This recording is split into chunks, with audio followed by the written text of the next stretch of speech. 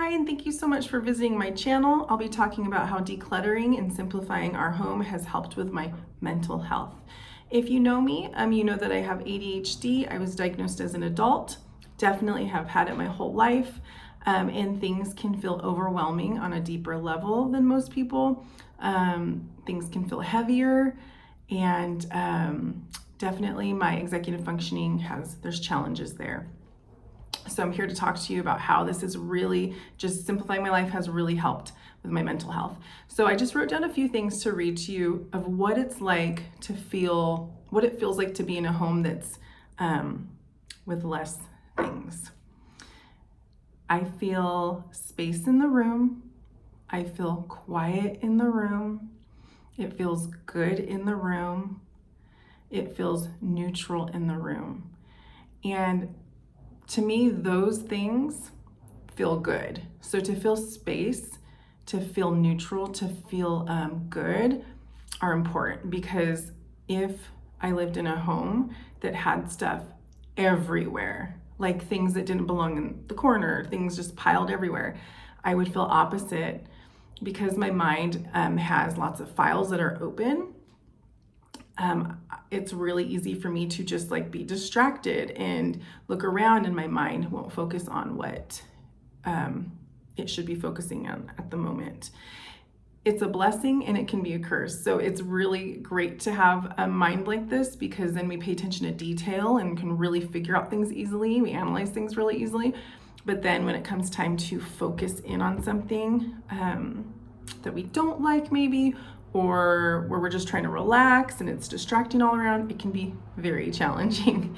So I will say that simplifying the home and having less clutter, a huge aspect of this is having less decisions to make. With a mind like mine, and maybe you experience this as well, there's decision fatigue. When things get really hard and you have to make more decisions, what do? We put the decision on the back burner. We procrastinate. What happens when we procrastinate? Things pile up. Maybe not physically so much, maybe mentally, or both. And life can get just that much harder when there's too many decisions to be made. Unneeded decisions, right? Or unwanted.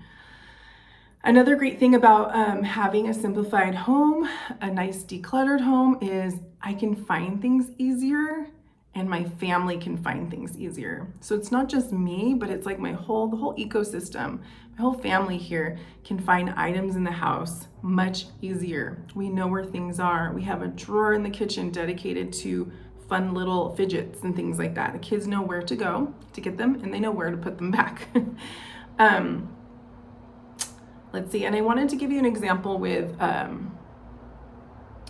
how we can find things easier, or how I can make decisions easier by having boundaries and rules with decluttering and keeping the home nice. So for example, kids' art. If you're a mom or you have grandkids or something, we have that feeling of, okay, how are we going to get rid of all this art? I can't. They drew with their cute little fingers and their cute crayon. Well, okay, so I had to take a step back. I don't keep all my kids' art. I have a wall right here. Do you see the 1, 2, 3, 4, 5, 6? So one side is my son's and one side is my daughter's, and it's like our wall of fame. So I'll put up certificates. They have their reading log at the bottom where we mark off when they read. And then just some cool things, like my son did really well in his math quiz. My daughter did really well in her math, and then they have a couple things there. Those are recent items that it's like the wall of fame, so we can show them and just congratulate them and be so happy for their progress. And then I have a binder for each of them that goes from preschool through up to now, that has only these special items that I want to save for them. And the rest, you guys, one more thing, I do have a drawer that's with the sweet big pieces of art that I've kept over the years, not all of them, but that goes there. And that drawer is meant for, these are so cute, but I don't know if I'm gonna be keeping all of them, and it's a place for them to be for now. And that is totally fine. We don't need to be perfect at decluttering or organizing. We just need to have a system that works for us. So for us, we've got the wall of fame, we've got the binder, and we have the drawer with all the cute preschool art that I will do something with, but I'm not sure yet what to do. And the rest, you guys, the art or the school stuff or whatever, it goes in the trash. And that for me is fine. I don't want to burden my kids with a ton of stuff someday. I just want them to have special items if they want them. So that's what I do. And like I said earlier, having boundaries with decluttering and simplifying is really important. But it's okay, and this is really important too, to not know what to do with something. It is totally fine to know that this goes in the trash, to know that this goes in the drawer, but there's this stuff, I don't know what to do with it. For example, my daughter likes to hold on to things. Sometimes she wants it, she's done with it, sometimes she's not done with it. So I kind of got like, okay, what should I do? Because I don't want to like just throw all her stuff out or donate all her stuff. So she has a bunch of stuffed animals. Actually, both of my kids have stuffed animals. I only allow, or plushies, I only allow them to have a couple in their room. We have a bin, a closed bin in the garage with all the rest of them in there. There's two reasons. One, I don't want a bunch of dusty plushies in their room that causes allergens, and I don't want them to have to deal with that or us to have to deal with it. Two, I don't want to find a bunch of plushies in their room. It just aesthetically doesn't look nice to me. It's okay to each their own, but so we just put them in a bin in the garage. And my daughter occasionally will be like, do we still have my doll? Or something. Do I still have my panda bear? And I'm like, yep, would you like to have that one in your room? You know, and we'll do that. So we don't have a ton of stuffed animals or plushies.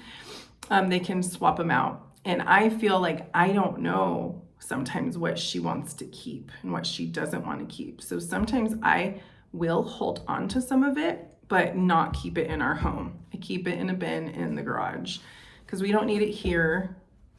We don't need it to become cluttery in our home. And we can still keep it until maybe the decision's made and it's clear that she wants or doesn't want it. I'm just looking at my notes. I just want to make sure I went over everything. Yeah, so these are some of the ways that it's helped my mental health. I can't imagine living in a home with a ton of stuff everywhere. I don't know if you can hear my dog. He's over here. I might have to show you him. But I can't imagine what it would be like as an adult to live in a home with like just so much stuff, you know what I mean? And not being able to like get rid of things because in my mind I'm like, but this and that, but I might want to keep this, but I might want to look at it someday. I just can't live like that ever anymore. And I'm okay with that.